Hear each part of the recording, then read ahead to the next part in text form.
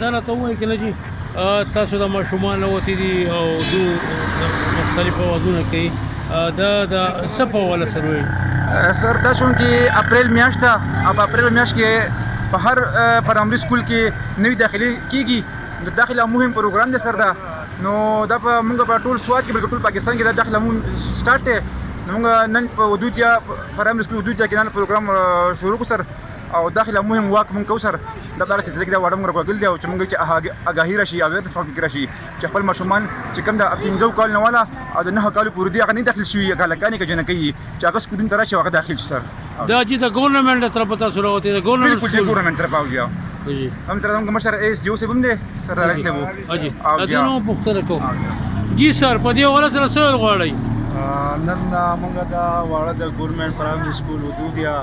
راوباسلي دي انرولمنت واک ته دا د 8 اپریل نه نوي داخلي شروع شوي دي دا به زموږ سره د دې میاشتې د اخر سره پورې رواني نن د دې واک مطلب دا دی چې زموږ سره د افواو شا کم علاقه ده چې هغې کې اګاهي پیدا شي که هغو کې د 15 کاله کم واړه دي چې هغه سکولونو ته راوستی شي هغه په دې کم پرایمري سکولونو چې د هغې کې داخل شي دا د حکومت خیبر پختونخوا سلوګان دی پڑھے گا تو بڑھے گا خیبر پختونخوا مونږ ټولو عوامو ته درخواست کوو چې په دې میاشت کې څومره هم د 15 کالو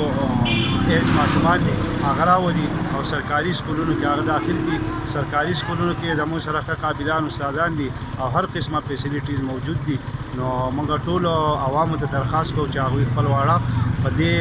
انرولمنٹ کمپین دی په دې دوران کې هغه داخل کړي او د حکومت خیبر پختونخوا چې کوم ټارګټ مقرر کړی دی چې هغه مونږ حاصل کړی ډېره مهرباني جي په جوړې په دې حواله سره څه سوال غواړئ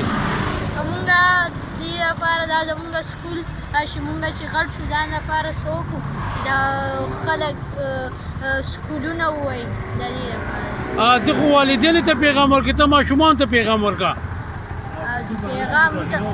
سکول ته وړو له پیغام ورکوو چې سکول ته راشي او ځان له څه وکړي والدین لپاره خپل وطن